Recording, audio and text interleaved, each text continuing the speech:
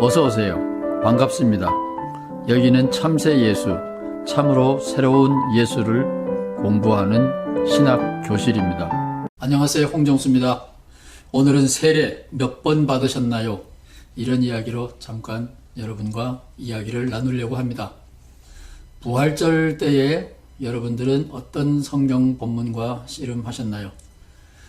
제가 아는 교인 한 분이 미국에서 영주권 신청을 했습니다. 그런데 영주권 신청자들은 대부분 겁이 나니까, 불안하니까 변호사를 고용하거든요. 변호사가 우리 교우에게 이렇게 질문을 했습니다. 크리스찬이죠? 예. 세례 받으셨죠? 예. 세례 몇 번 받으셨나요? 예. 세례를 여러 번 받을 수도 있다라는 거 우리는 그 당시에 몰랐어요. 세례를 2번 받으신 분이 있는데 그분은 미션 스쿨 종교 학교를 다녔기 때문에 무더기로 그룹으로 고등학생 때 세례를 받으셨어요. 그런데 결혼하려고 보니까 캐톨릭 친구와 결혼을 하게 됐습니다. 성당에서 여러 가지 준비를 하는 과정에서 영세를 받았느냐? 예, 세례는 받았지만 영세는 안 받았잖아요. 안 받았는데요. 예, 영세를 받아야 됩니다. 그래서 공부해가지고 영세도 받았대요. 왜 2번 받았느냐 물어봤어요. 예, 천당도 가고 캐톨릭에서 말하는 천국도 가고 2군데 다 가면 좋잖아요. 예, 그거는 농담이었습니다. 세례는 1번 받는 거지요. 여러분 세례 1번 받으셨으면 충분합니다. 그런데요, 성경, 제가 쓴 성경이 아닙니다. 성경에 보면 세례를 여러 번 받은 사람들이 있습니다. 그것도 바울 선생님께서 사람이 죽었다가 다시 살아나는 거야, 육체로 부활하는 거야, 요런 육체는 아니지만 영적인 몸으로, 영적인 육체로, 뭔지 모르는 거예요. 영적인 육체로 다시 부활하는 거야. 예수님은 그렇게 부활하셨어.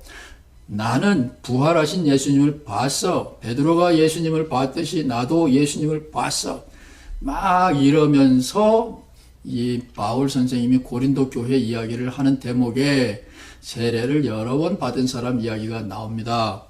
잠깐 그 얘기를 드리려고 합니다. 자, 여기에 예수님의 얼굴인 것 같아요.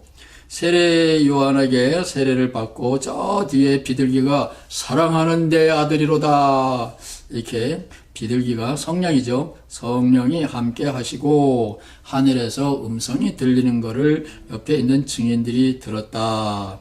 예, 여기는 침례교에서는 예수님처럼 이렇게 물에 풍 들어갔다가 나오는 침례를 받아야 성서적으로 효과 있는 구원받는 침례다, 이렇게 빡빡 우기지요. 그런데 요한복음에 보면 예수님이 침례 안 받고 슬쩍 비켜갑니다. 그러니까 요한복음에 의하면 예수님은 세례 요한한테 침례 안 받아요. 일반 기독교에서는 이렇게 약식 세례라 그러죠. 이렇게 이마에다가, 머리에다가 물을 이렇게 뿌리고 안수를 하고 성부, 성자, 성령의 이름으로 세례를 주노라. 아멘. 이 아기는 아멘 할 수 없으니까 부모가 대신 아멘 하고, 이 아기는 18살 되면 견진성사, 개신교에서는 입교식, 그래서 신앙 고백의 기회를 갖게 되지요. 그럴 때 물에 풍덩 들어갔다 나오는 침례가 아니고 약식으로 합니다. 이거를 엄격하게는 접내, 물을 뿌린다, 그래서 접내라고도 하는데, 침례가 아니면, 물에 풍 들어갔다 나오는 게 아니면 다 세례라 그러죠. 우리는 물에 들어갔다가 나오거나 말거나 다 세례라 그러는데, 침례교에서는 세례와 침례를 구분하여 세례는 구원에 효과가 없다, 이렇게 가르치는데, 미국의 그 침례교회는 명분, 존재의 명분을 상실해 가고 있기 때문에 어떤 교단보다도 빨리 내리막길을 걷고 있습니다. 어쨌든 이 아기는 영아세례, 유아세례를 받고 있는 거예요. 따라서 세례는 죄를 씻는다라는 의미가 있고, 말 그대로 세례, 씻는 거죠. 다른 하나는 하나님의 가족 공동체의 한 사람으로 받아들여지는 겁니다. 멤버십, 어드미션, 멤버십을 갖는 거예요. 영주권을 갖는 겁니다. 시민권을 갖는 거예요. 두 가지 의미가 있다. 상식적으로 알아두시면 좋겠습니다. 망자, 크게는 고인을 망자라 그러는데 불교가 우리나라 불교가 인도의 불교, 중국의 유교 이렇게 합쳐져 가지고 우리나라 현재의 불교가 망자, 고인을 위한 배려에 있어서는 따따보는 것 같아요. 굉장히 잘 하고 있습니다. 여기 우리가 잘 안 쓰는 단어인데 천도제, 이 제자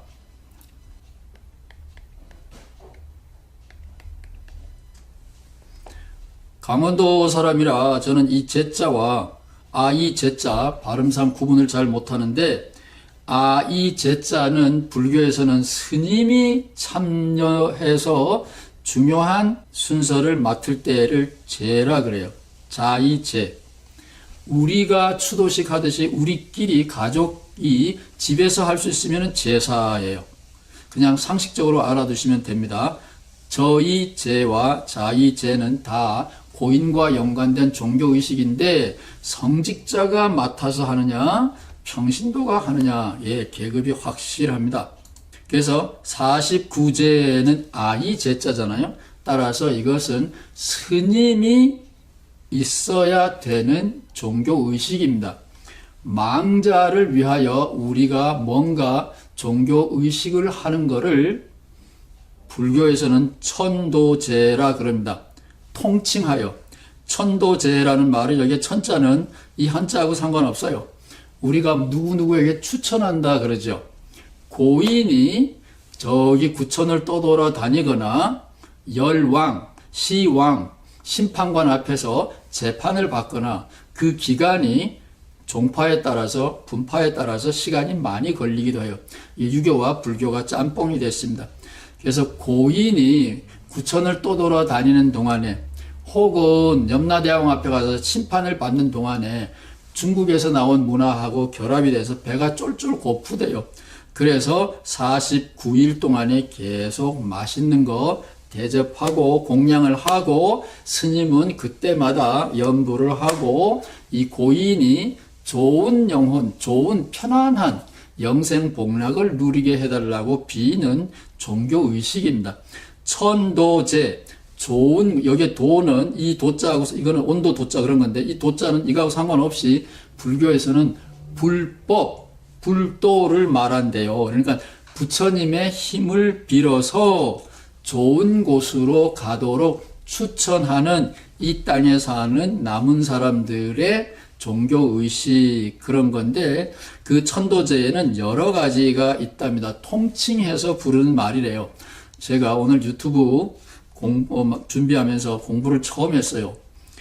천도제라는 말 안에 49제, 49일 동안 계속하는 것일 수도 있고 7777 이렇게 할 수도 있어요. 49일까지 하는 겁니다. 49제. 그 다음에 수륙제 그러는데 이거는 한국 사람하고는 별로 상관이 없다고 봐요. 모든 생명들, 중생들이 다음에 좋은 곳에 태어나도록 비는 거예요. 그러니까 이거는 실제로는 망자와는 상관이 없기 때문에 저는 천도제에서는 뺐어요. 그 다음에 영산제가 있는데 영산제는 부처님이 법을 다 깨닫고 났을 때 얼마나 기뻤겠어요. 너무 기뻐서 그때 무슨 말씀을 하셨느냐. 천상천하 유아독존이라. 부처님께서 3번 천상천하 유아독존이라 말씀하시는데 저는 이게 맞다고 봐요. 법을 깨닫고 났는데 기쁘기도 하지만 이 기쁨을 나눌 사람이 없는 거예요. 여러분, 내가 망했을 때, 아플 때도 외롭지만 내가 승리했는데, 내가 횡재를 했는데, 내가 성공을 했는데 나와 함께 기쁨을 나눌, 나의 승리와 성공을 축하해 줄 사람이 없다면 그 또한 고독하답니다. 그래서 부처님께서 법을 깨달은 다음에 천상천하 유아독존, 온 지구상에 나만 홀로 있구나, 이런 절규를 하신 거죠. 그렇지만 불교에서는 그렇게 이해하기보다는 법을 깨닫고 나서 환희에 넘쳤다. 그래서 고인도 부처님이 누렸던 그런 기쁨이 충만한 저 세상의 삶을 살았으면 좋겠다라고 비는 영산제가 있어요. 참 멋있는 이름. 부처님이 법을 깨달은 그 동산의 기쁨을 재현하는 망자를 위한 특별한 추도식입니다. 그 다음에 생전 예수제, 여기는 예수님하고 상관이 없는 예수제인데, 내가 죽은 다음에 아무래도 재수 없으면 내가 불교식, 기독교식으로 말하면 연옥에 가서 고생 좀 할 것 같아. 이게 불안하면 미리 이 법당에다가 헌금을 많이 하고 기도를 많이 드리고 공양을 많이 해놓으면 그 공덕으로 내가 죽은 다음에 생전에 쌓아놓은 그 공덕으로 죽은 다음에 좋은 데로 간다. 그게 생전 예수, 미리 공덕을 쌓아놓는 제사예요. 이것도 자의제자니까 부처님의 제자, 부처님의 대리자, 스님께서 인도해 주셔야 돼요. 이렇게 따지고 보면 이 천도제는 누가 수지 맞아요? 망자가 수지 맞는 건가요? 망자를 위하여 기도하는 내 마음이 수지 맞는 거고, 망자를 위하여 빌어주는 스님이 수지 맞는 거죠, 스님이. 그래서 천도제는 이렇게 네 가지가 있다. 상식적으로 알아두시면 좋겠습니다. 네이버 지식백과에서 제가 따온 거예요. 제가 오늘 강의를 틀리겠다면 시정해 주시기 바랍니다. 자, 이 얘기를 제가 한 것은, 자, 이게 이제 천도제 어마어마하게 큰 행사예요. 고인을 마지막 환송하는 환송 예배입니다. 망자를 대신하여 기독교, 바울이 되게 정성 들여서 목회하셨던 고린도 교회, 그 고린도 교회의 한 습관으로 망자를 대신하여 세례받는 의식이 있었어요. 여러분 목사님들은 신학교에서 성경을 여러 번 읽으시기 때문에 아실 텐데 교회에서는 이거를 실천하지는 않아요. 그래서 제가 오늘의 주제를 세례 몇 번 받으셨나요? 이런 질문으로 시작했죠. 저는 불행하게도 저 자신의 구원만을 위하여 세례 한 번 받았네요. 예, 이거 참 인색하기 짝이 없습니다.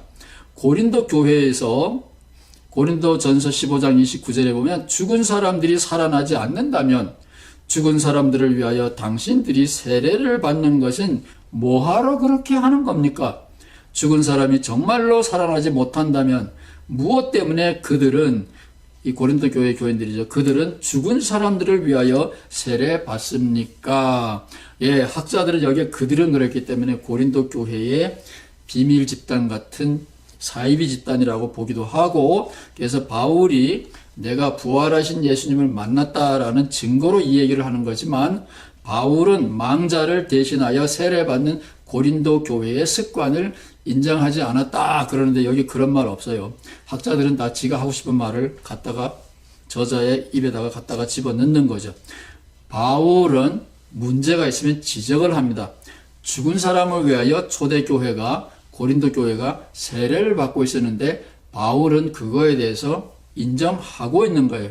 저는 이것이 굉장히 아름다운 관습인데 교회가 이 아름다운 관습을 보존하지 못하고 시비에 말려 들어가서 결국은 없어지고 말았는데, 불교에서는 아직도 하잖아요.